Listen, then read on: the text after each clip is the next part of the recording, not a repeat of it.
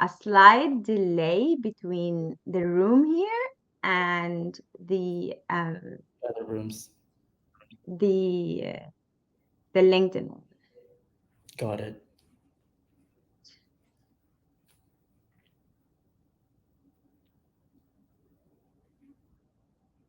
Let's see, just we make sure. Yeah, it's I do see this countdown thingy already up there, so it looks like it's live and broadcasting. So yeah. Once you're live, your stream in public, you will find it at the top of your feed on Instagram. We're having trouble. Okay, it's okay. Don't stream to Instagram. Yeah, let's just remove it and we can fix it next time. Let's just. Cool. How are you, Fry?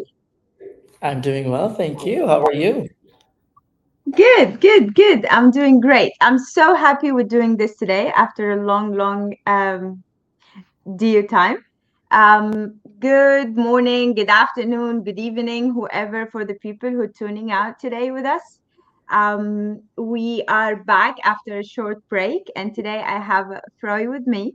I'll let him introduce himself and his background, but before that, I'm gonna just give you a sneak peek about how did we meet and how did we work together. Um, he was actually my recruiter. So he actually hired me for my job in Carriage. And for those who knows me, I always say that Carriage was one of the best jobs I ever had. I was out of corporate. I was new to startup, and he reached out and he made sure that my recruitment process was one of the best processes I went through. And once I joined the team, that was very challenging because we were growing like crazy, and we were supposed to hire around, I don't know, like 50 people, kind of like Yes, I across five remember. Yeah, countries. 50, 60. Yeah, it was insane. So me and him went through a lot of roller coaster, and I think one of the best thing I liked about working with him, whether on being a candidate side or being a hiring manager, is his ability to listen and his ability to really, really tune into the conversation and match. Like he, after I think couple of times, he nailed exactly what I'm looking for when I'm hiring. And like the candidate that he used to bring them my way was unmatched. So I'm gonna leave the floor to him to introduce himself. We have a lot of questions that we're gonna go through today. And I'm so excited for this. And please feel free to reach out, send your uh, questions and comments, and we would like this to be a very interactive session today. Troy, the floor is yours. Thank you. Thank you so much, Razan. Thank you for the kind words. It is definitely one of the things that I've been looking forward to. It's like a catch up. I'm not sure what happened, but I think I lost Razan here. Razan, are you still there? Yes, I am. I just put you on the stage, so Oh, the floor okay. is yours. I'm sorry. Yeah. So yeah, just a bit of an introduction as well before that. But yeah, I was coming back to how this was some sort of a catch up that was kind of long overdue. I don't think that. I mean, the last time that we saw each other was before the big move that you made out of the UAE. But like I put on my LinkedIn announcement, I mean, on my page, I was saying that this is going to be an enjoyable catch up. And of course, it would be nice if the audience that we have today would be able to pick up a few things here and there for them to be able to relate to or would be beneficial to them. So, yeah, good day to everyone who's tuning in to us. My name is Froy. I'm originally from the Philippines, and I always say that, I was transplanted basically from my life in the Philippines into the Middle East. I moved to Saudi Arabia in 2009.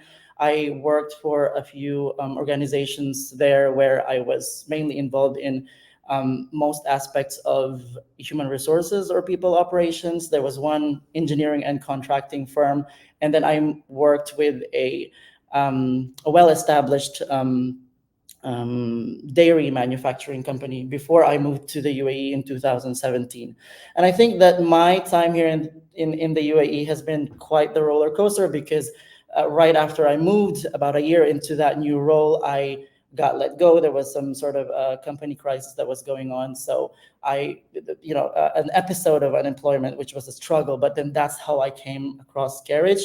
And I echo what Rizan said earlier, that for me as well, Carriage was one of the best experiences that I have had professionally and also here in the region, because it definitely catapulted my career, so to speak. That the exposure that I got there, I think I came at a timing when the company was growing, it was scaling up, so to speak. And then I moved from having that role of just being somebody who executed plans into somebody who was part of the brainstorming or the strategic discussions before things got implemented. So that was great for me. And then yeah, I do recall the time that there was a role that was open. It was a senior role that we were looking out for Carriage. And then at that point, I was, just going through my usual business of talking to candidates. And then I came across Razan's profile, which was great. But then at that time, we thought that like she's probably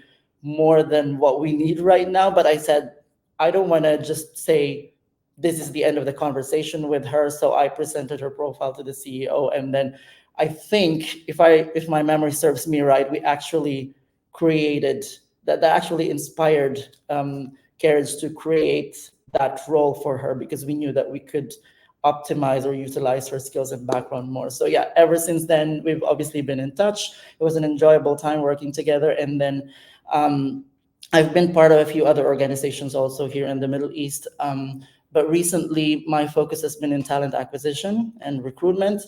And I think that even though my previous background was more of a generalist one, I really enjoyed, or I really still enjoy this role that I'm doing now, because it allows me to take part into people's lives.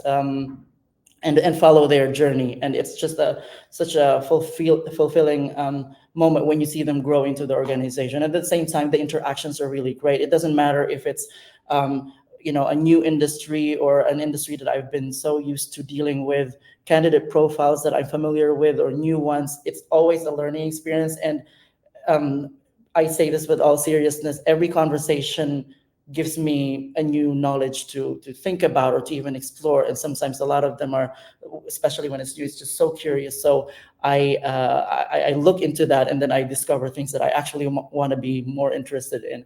So yeah, now what I'm focusing on is working with candidates and clients alike. So I like being in that position where I get to interact with both sides, I guess, of the job seekers or candidates, and the employers and organizations that are looking for players in their teams.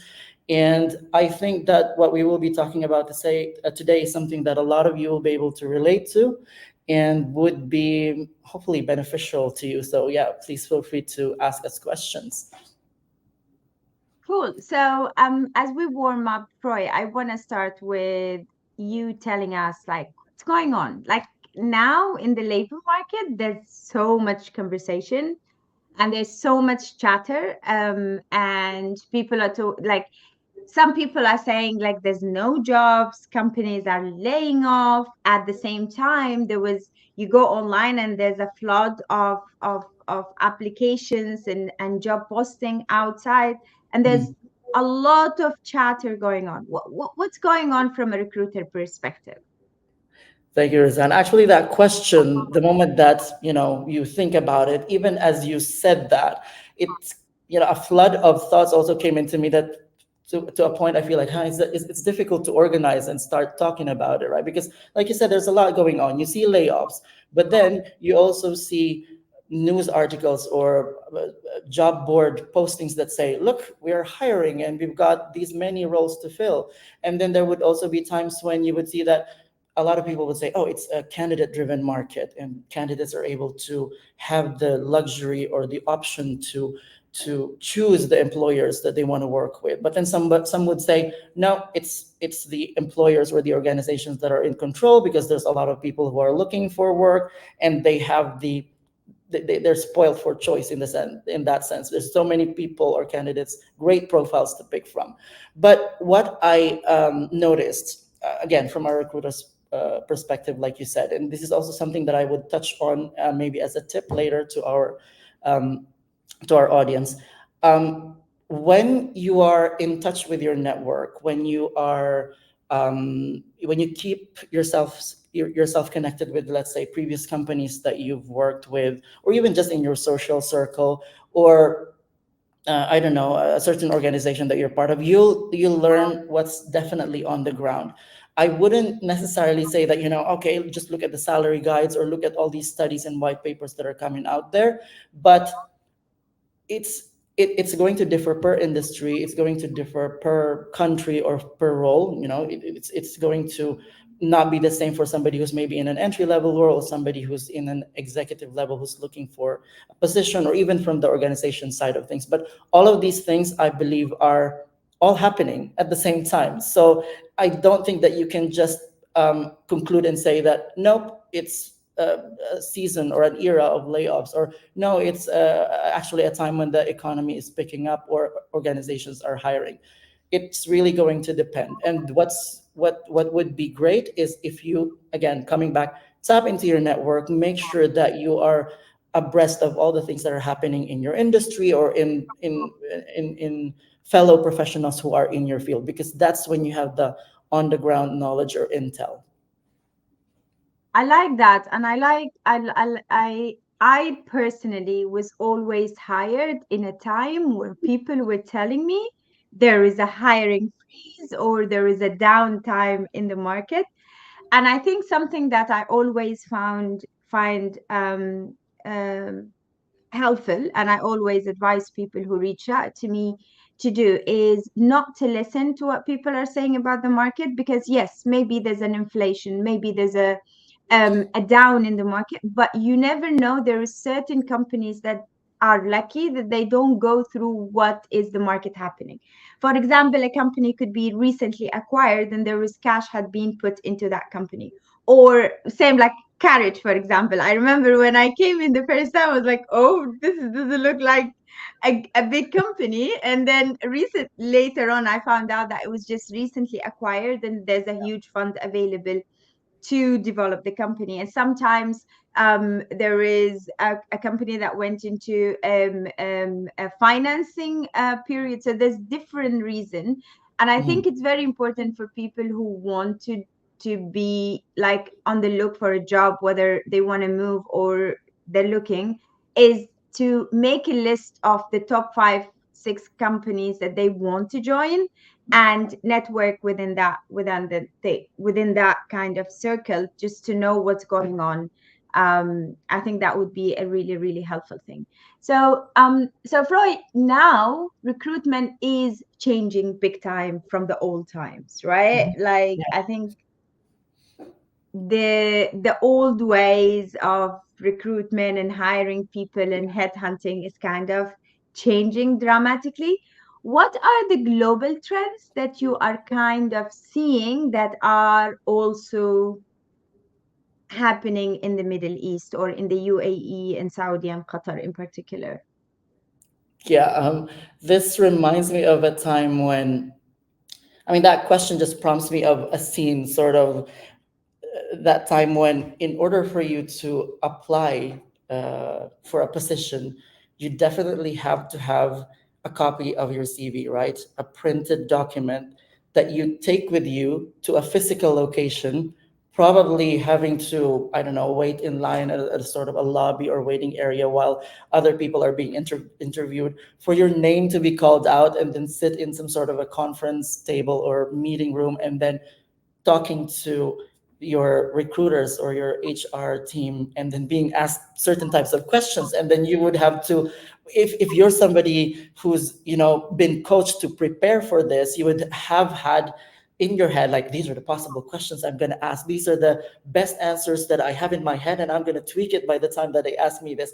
That's not the case anymore, and probably hasn't been the case for, I don't know, a couple of years, half a decade even. Now it's very common for people to, be sitting in their living room or in like just any location where they can be at least presentable here, because this is where the interview is happening, right?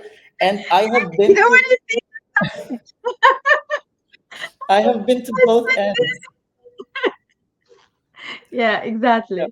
I have been to both ends of the camera where I'm being interviewed, because, like I said, there was a time when I was unemployed and I had to apply for jobs, and this was already happening.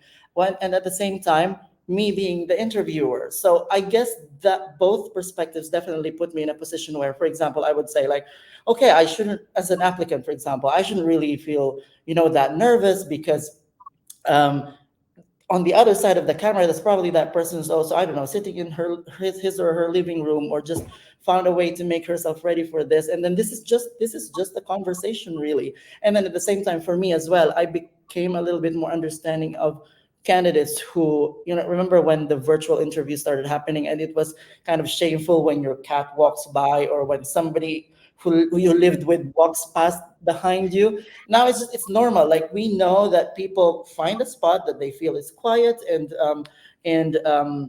what do you call this, presentable enough for them to attend that interview, look professional. It's okay if the baby starts crying or somebody in the house walks by, but I'm talking more of, like, the really really big trends. But of course, you still have other parts of the workforce where it is imperative that you come in, like, maybe, I don't know, customer service or anything related to front office and things like this. There's still other industries who I feel are still following the traditional way of, hiring or recruitment, where you go and present yourself. You definitely have to come in there looking like somebody would imagine you taking that role, right? But that's the first thing that popped into my head in terms of what is happening now. So in that sense, the way that you tailor your hiring strategy, if you are an organization, or your job hunt strategy, if you're a job seeker, is definitely different from the way that it used to be. Right now,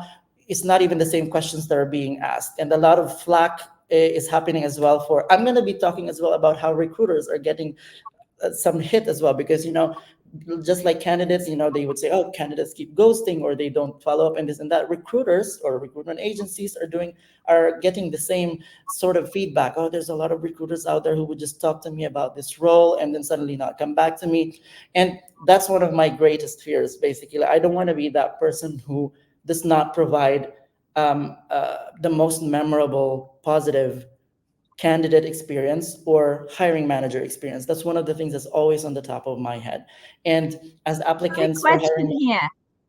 yeah. I'm sorry to cut you off, but I have a question here, just in this particular piece, because a lot of people, when they are on the recruitment process, they feel so anxious and they're so nervous waiting for a recruiter to come back to them, and they don't Mhm. know, shall I reach out to the recruiter? Should I do? What is your advice? What should people do when they are in that situation?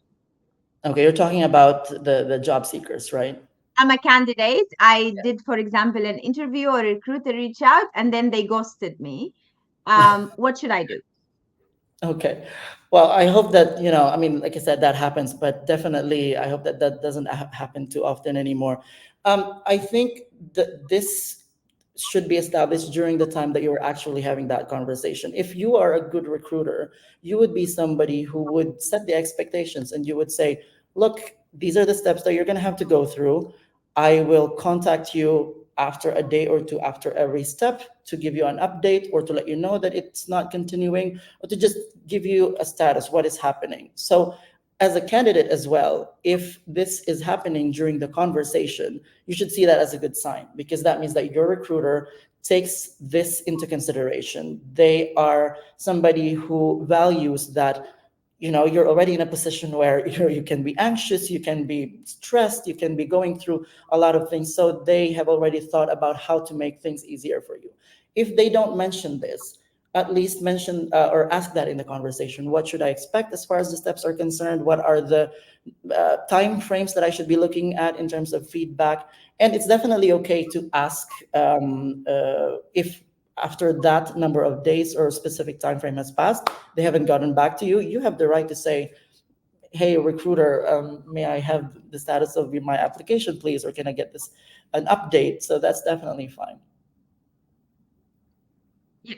So, sorry, let's go back to like what are the new trends? And you were talking about how companies are now asking different questions, have different strategies, and Mhm. look at the candidate pool differently.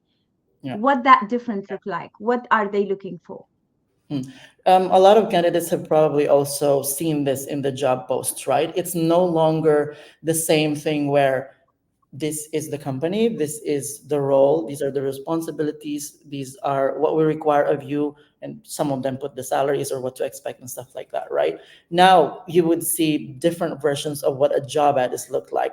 And I think that the idea here, and I agree with that by the way, is to ensure that as an organization, if I'm going to put a job ad out there, um, I would want the candidate to be able to imagine themselves taking that role, right? If I'm able to put a really good descriptive material out there, that's not only going to help me ensure that I get the right candidates that I'm looking for, but that the candidate understands what they're getting into. That's already a good step. To ensure that the communication there is, more, it is clear. And then at the same time, yes, before it looks like you have to tick all of the boxes in order for you to consider, but now even organizations or recruiters are saying things like, if you feel that you have the experience or you have the background and you're somebody who would be able to take on this role, please go on and apply anyway, because then we'd have the conversation and then we would confirm or explain better or clearer if this is something that we can move forward with. At the same time, when it comes to preparing yourself or as a candidate, when you're preparing for a selection process or an interview, I think gone were the days when you would be asked for things like, I don't know, uh, what are your short-term or long-term plans or things like this, or how do you see yourself in 3 to 5 years? I just feel like some of those questions, although depending on the role they could have value, it just doesn't really tell you whether that candidate is somebody that you would want to have at that point. It should be more specific. It should be about the role itself. And that's why it's important to talk about what the role is and let each other imagine how it would be if you were to work together, because that's where the questions should be coming from. Like, how would the day-to-day routine be like, or who are the stakeholders or the people that I will usually be communicating with. And then those questions should revolve around that role itself and what the company can give to the candidate or the new employee, if ever, and what the employee has that would add value into that team or that organization.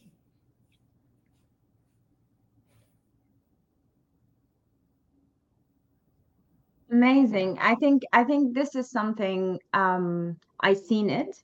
I seen a lot of company hire people who don't have a direct relevant experience. I seen we hired people that they didn't have the right kind. They don't fit All the of the boxes. capability, the person specification. I think companies are now leaning into same like brands. They're leaning into culture and they want people that match their cultures. Yeah. So, and also there's a lot of conversation about DEI and kind of making sure that there is a people from a different backgrounds, different Mhm. race, different age group, different orientation, whatever that orientation is. Mhm. I think recruiters are kind of being asked to make sure that not specifically hired, for example, a black person, but if there is a qualified black person, that would more likely to be the person who is, because they want to make sure that there is more kind of like I don't know what they call it, like more mix and diversity in the team.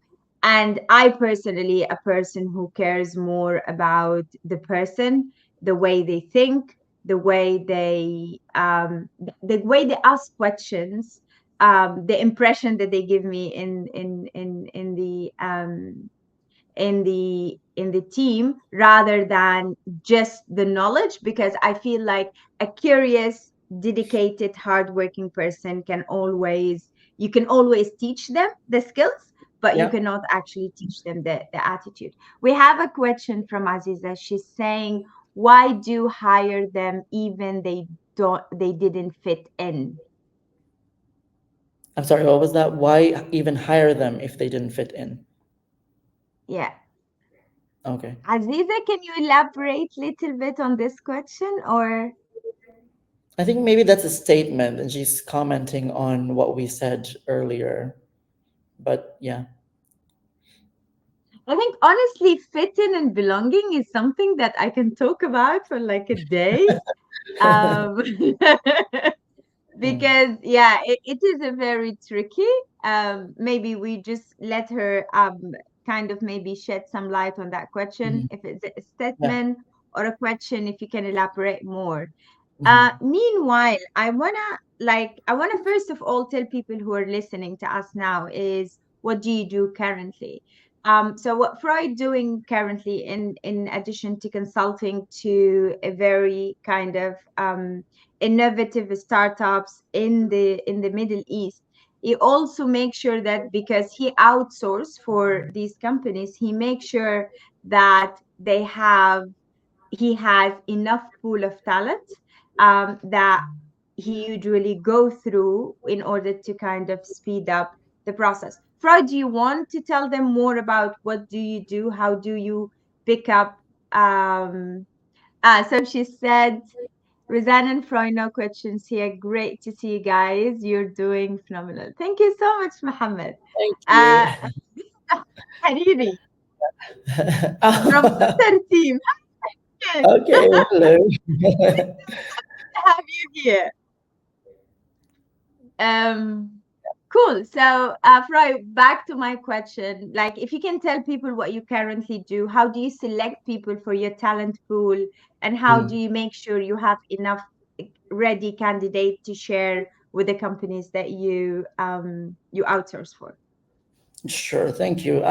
So I guess as a strategy itself, I like to be able to. By the way, a bit of a disclaimer. So, I, I'd like to think that this is one of the things that I did as a step of putting myself out there, because I've always wanted to do it, but at the same time I had this fear or doubts in the beginning, and I was saying like, can I do it? Can I really thrive here? Is this something that's really going to be fulfilling for me? So what I did was, I just took the step. I wouldn't call it even a full leap yet, but we're getting there of doing this, because this is what I love to do, to be able to put up my own independent practice where I get to be like, again, have that interaction between the hiring organizations and the candidates, and make an impact in their lives. So it, with that said, there are things that I've figured out work really well in terms of my strategy and process. But then there's also things that I'm still figuring out. And I'm so thankful that I've had in my current and previous professional and social circle people like Razan, who have served as mentors, and just people who advise you based on what they know. So you go back to the question. So what I do is I work with organizations in making sure that they get I always like to say that they have the best A players in their teams. And the way that I do that is I understand the organization and the phase where they're at, who they're looking for, what are they looking for in that person, so that I can, of course, go out there into the market and in my talent pool or my network and find who they're looking for.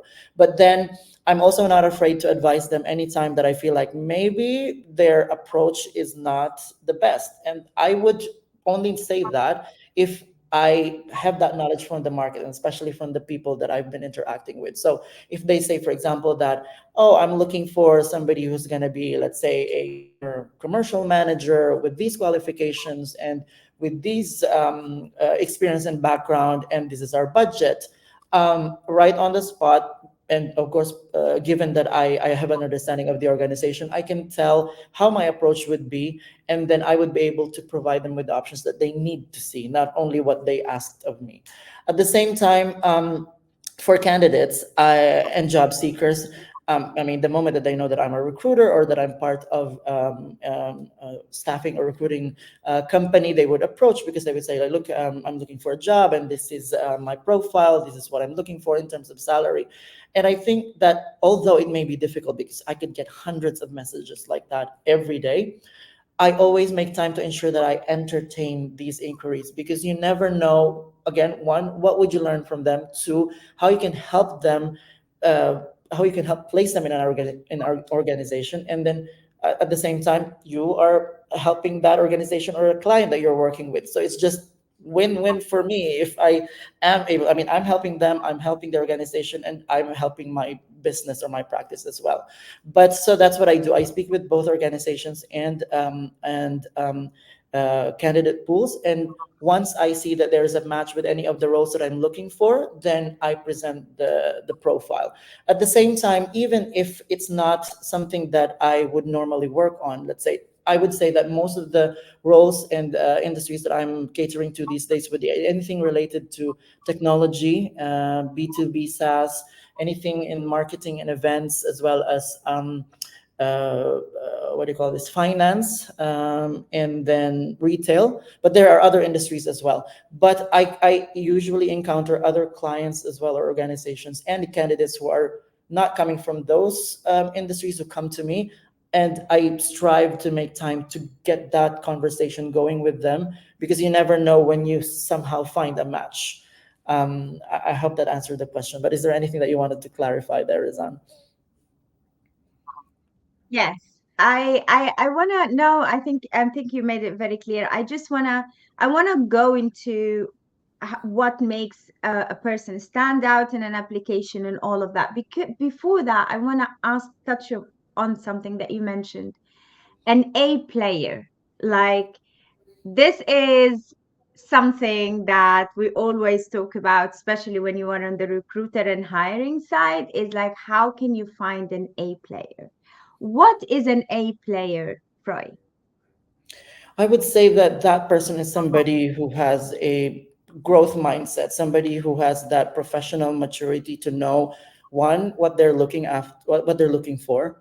They have a clear direction of where they want to take themselves, and at the same time, they may even say that these are the sample kind of the example of the environments that I feel that I would thrive in. And by them telling you that, you could, if you have that in your network or if you could research, you would find organizations that you would be able to refer them to, or to suggest to them. So it always works both ways. So that person is somebody who has I don't know, worked on, it doesn't matter if, what level of seniority they are in terms of their professional background, but somebody who has, who knows what, like I said, who knows what they want, who knows what they're looking for, and are clear on their direction.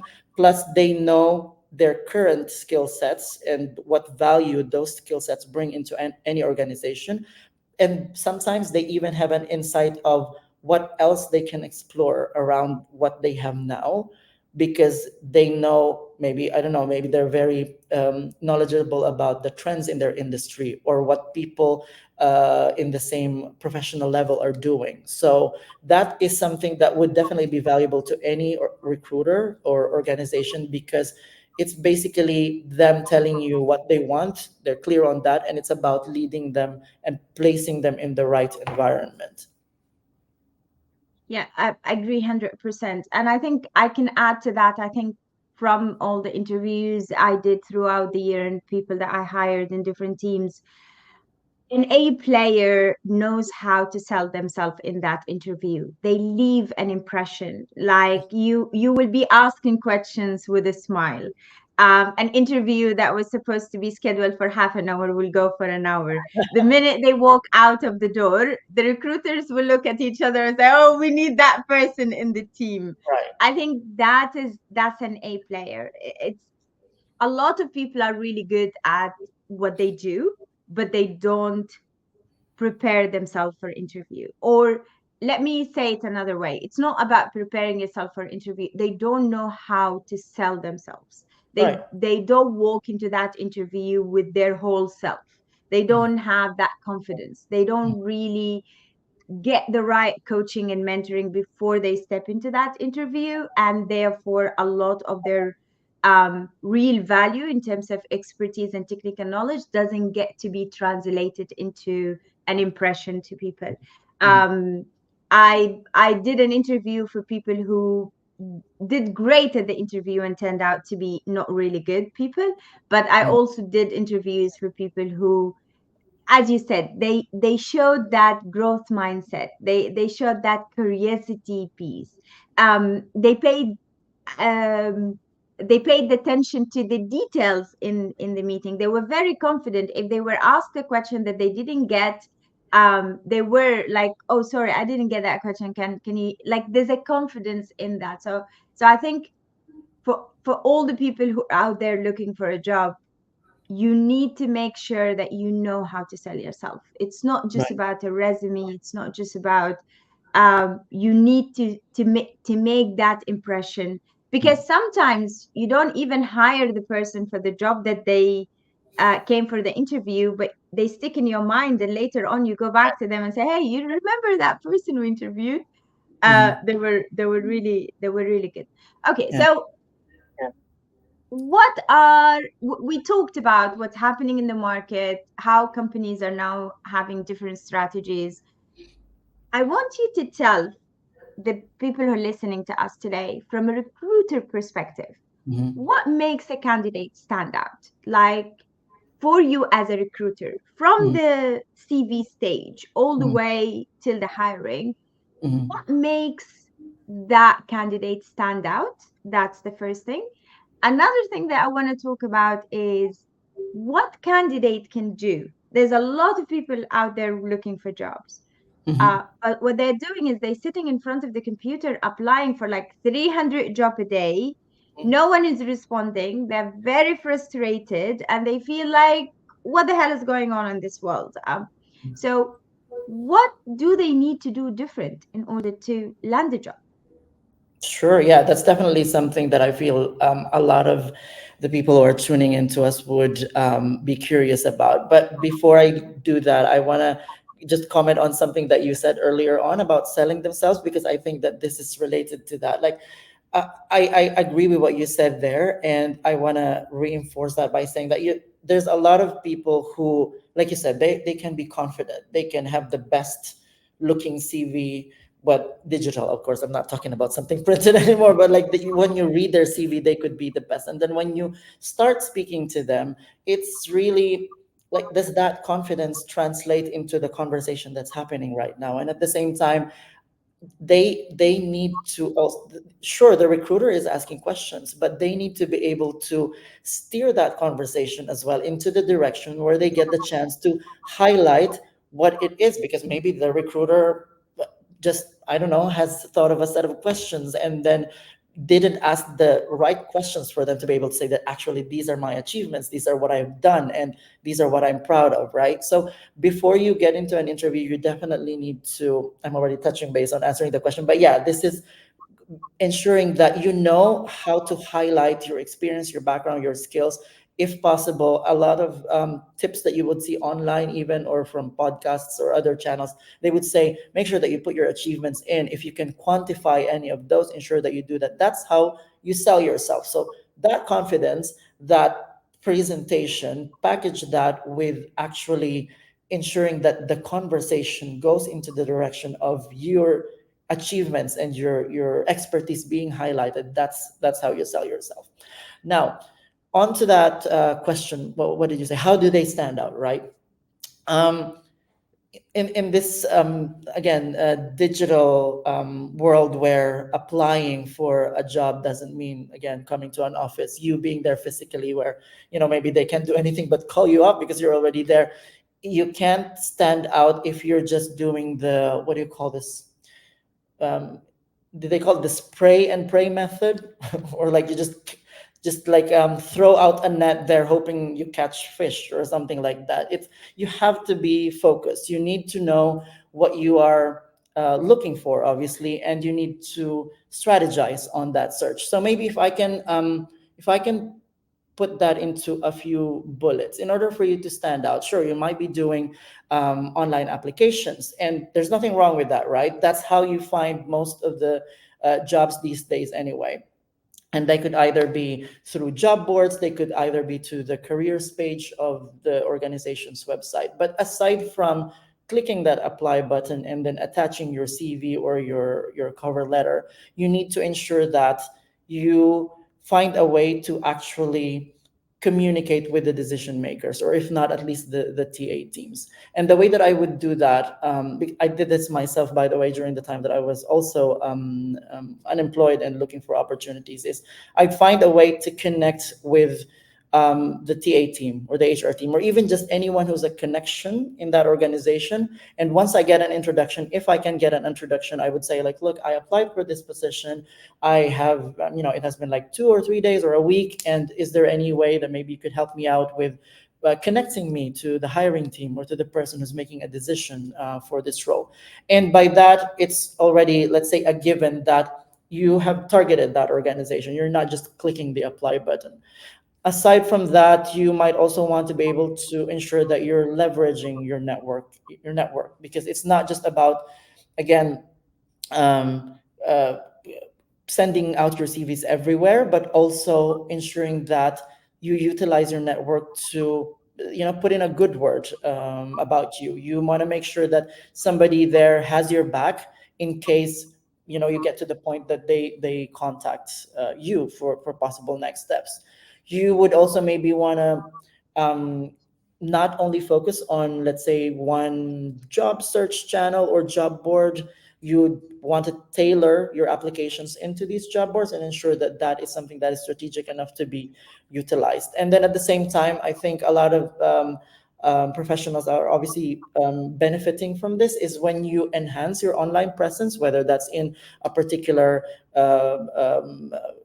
network like LinkedIn or social media. I don't know, depending on which channels your potential employers might be looking at. As if they know that you have a good presence there, that actually gives them the idea that you can be good for a particular role, then that definitely is going to be a good an advantage for you.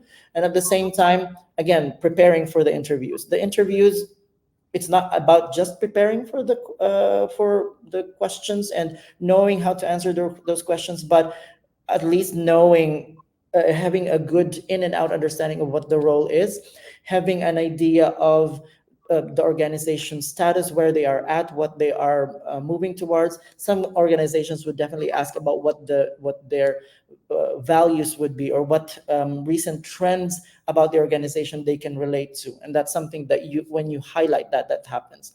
And again, I'm going to do this from maybe a middle person's point of view, as a recruiter who connects candidates with organizations. Don't be afraid to ask the questions when you are in that interview. For example, know that while they're trying to gauge whether you're the right fit for the role, you are also in a position where you're trying to gauge if they're the right organization that you're looking for. So it's a two-way street. You're not just trying It's not just you trying to impress them, but sorry, it's not just them trying to impress you as well. So it goes both ways.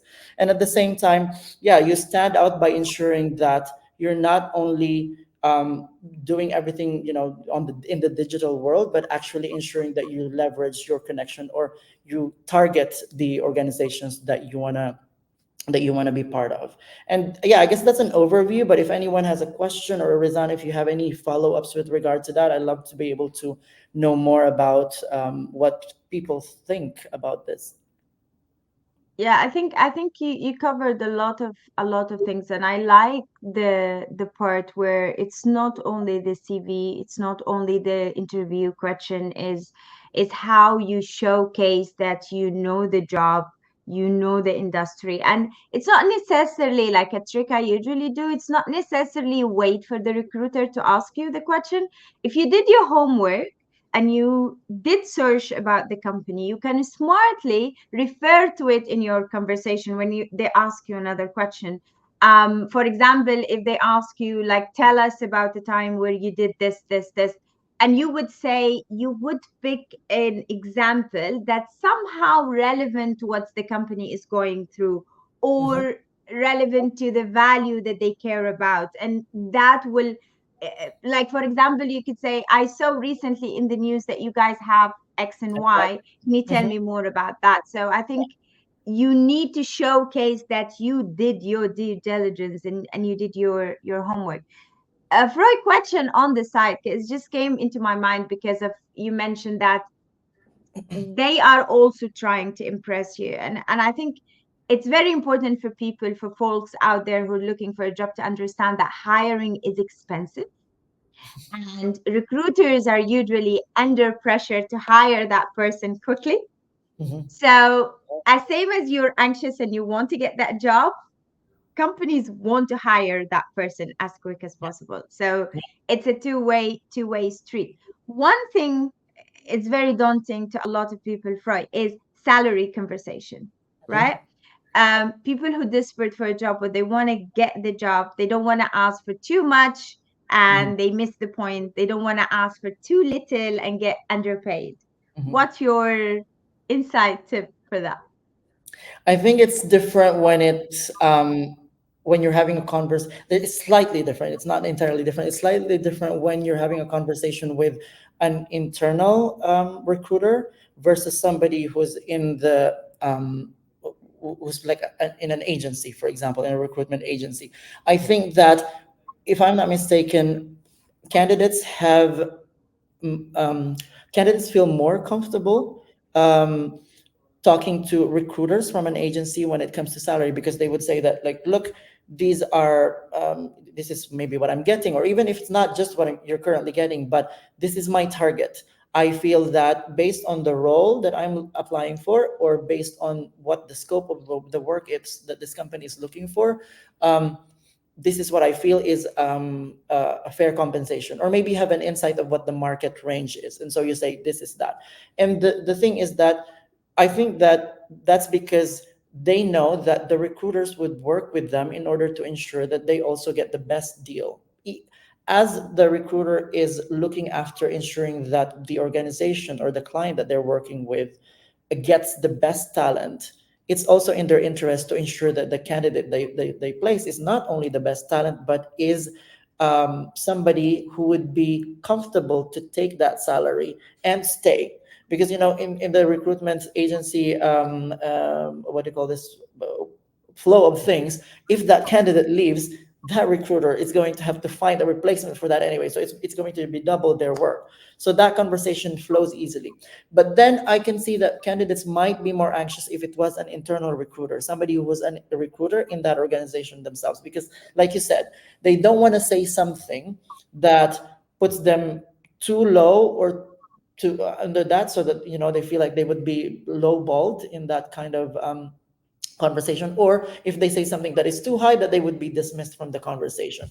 But first of all, if the recruiter is somebody who's really good at managing that conversation, they should be able to make that candidate feel that this is a conversation that will happen, is going to be part of this talk, but we're going to be following a budget anyway, so they need to be transparent. And some organizations are also flexible, and they would say, look, this was the budget, but then because we feel that based on this conversation, based on how we've seen you progress in, I don't know, a case study or an assignment, or the way that you presented yourself, maybe we can be a little bit more flexible. So from the candidate's point of view, I think that what you should say is be transparent with your target and say, this is what I'm expecting, this is what I think is a fair conversation. I'm open to looking into what your budget might be. I'm open to hearing more about what the role really involves, so that it would put me in a better position to say that, yes, I'm comfortable, looking at this or that amount for this role. So it's just making sure that you're clear on that communication. I think that's exactly how I would do it. I think first of all, do not undersell yourself. Be confident and have that conversation. Tell the recruiter whether what you have been getting paid, if that's what you're looking for. And if you're looking for something higher, tell them what you're looking for. And don't don't feel obligated to answer the questions like what is your previous salary, because my previous salary is none of their business. If Mm. I am happy with my previous salary, I wouldn't have stayed, I wouldn't have left, right? So a lot of people feel anxious and they start to lie. It's like, no, I'm getting into a new job, a new qualification, and that's my expectations of the salary. As Yeah. Roy said, there's always a budget, but even the budget, there's a minimum and maximum, right? So usually people will put you, depend on how they see you and how well you did in that interview. But I'm willing to see what your budget, and I'm really keen to have that job. I'm really interested to join the company and I can see that I have a future there. So I'm willing to have a conversation about that. Don't shy away from that conversation, and don't shy away from negotiating when that comes back and forth. You're not gonna lose that. If that job is yours, you will get it. Whether you ask 10 times the salary, they can tell you, hey man, no, we can afford you, Rizan. That's what we can afford at this time. So I think that's a very important thing. So Freud, we got like 10 minutes or Mhm. 8 minutes before we wrap up. Time went like this. But I wanna touch on what are the mistakes that you see candidates do, and Mhm. what is your advice for candidates? True. I mean, I think what we're gonna do is just think about what we said earlier on about how to stand out, because I think in a way that's the opposite here of what you would need to avoid. But to touch on some points, I would say that when again when to reinforce what we said earlier, when you in your job search journey, ensure that you're applying with focus. You can, for example, target organizations or target particular roles depending on what it is that you are on the lookout for and what direction you want to take your career move forward, and don't just do the spray and pray, ensure that's a waste of time. You're not going to get any return on investing your time or effort on just clicking apply. It's better And to waste look of at. energy. Like I think Yes, people get a lot exactly. of negative energy from that. And then you get stressed because you're frustrated that no one's coming back. So yeah, maybe list down a top five or it's a top 10 and focus your efforts on that, because it's better tailoring your application to 5 to 10 rather than doing one generic and then sending it out there. And then at the same time, once you do get your foot in the door, you get contacted, you get that opportunity to speak with the team. It's not it's not uncommon, obviously, and it's actually very much advised that you follow up. It's okay, it's actually fair for you to be asking questions about what the next steps would be if you haven't heard from them in a day or two, or in a particular time frame that they said they would get back to you. Just follow up and send that email or that chat message, whatever it is that you've established as a channel of communication, and find out what's going on. The other thing is, when you're having the conversations, and of course you can be focusing about the technical skills, like, have I done this, have I had the experience of doing this, have do I meet all of the requirements. Make sure that you also highlight or in a way you're not able to highlight it, but in the conversation ensure that they are able to see you how you are when it comes to communication, how much of a team player you are, maybe if that's what the role entails. Or again, what we mentioned earlier, that you are somebody with a growth mindset, somebody who has that mature forward thinking to know that you are looking at the bigger picture and not just particular aspects of what it would be to join that company. And again, uh, you shouldn't neglect your online presence. It's something that you should start investing in. Even if you're not looking for a job, that's something that is worth your time, because later down the line it will pay off. And I think that's also one of the things that maybe I got from you earlier on, Razan, to ensure that I put myself out there, right? Because if you are putting yourself out there, sometimes they organically come back to you somehow. Organizations, individuals, or people that are of interest or like-minded people will gravitate towards you, and that's definitely going to be something that would lead you to somehow, one way or the other, to landing that connection in this organization, or having that backup recommendation or word of mouth that would land you that role. It can be tough at times, but when you're focused, when you're strategic about it, I think that the returns are better and the experience is better, as opposed to just being everywhere and not having like the direction that you want to take. Yeah. And I think I would also advise people to ask for feedback. If you went through interview process and you were not hired, first of all, that's not your job. That's not what you meant to have. You need to kind of just be okay with that because what's yours will come to you. Um, but I think it's very important to reach out to the recruiter, to the hiring manager, thanking them for giving you the opportunity to do the interview and all of that, and asking them like, what what did I miss? What did the winning candidate had that I didn't had? So I think that's a very important thing to kind of just get that feedback and just incorporate it in the next one. And you need to have that growth mindset of being open to receive feedback and just get that feedback. So Freud, you currently have a talented pools that you kind of outsource for people who are listening to us today or they're going to watch the recording later on. How can they reach out to you? How can they join your talent pool? Sure, of course. At the moment, the website or my company's website is undergoing renovation, so unfortunately, I'm not going to be able to lead you there. But if, the company has a presence on LinkedIn. If you can look at Leap Strides Consulting, I can we can put that later Yeah, down if the you line. can just pop that link on the chat, I think Mhm. people can follow the page and they can register. Do you have like a link where they can register or something?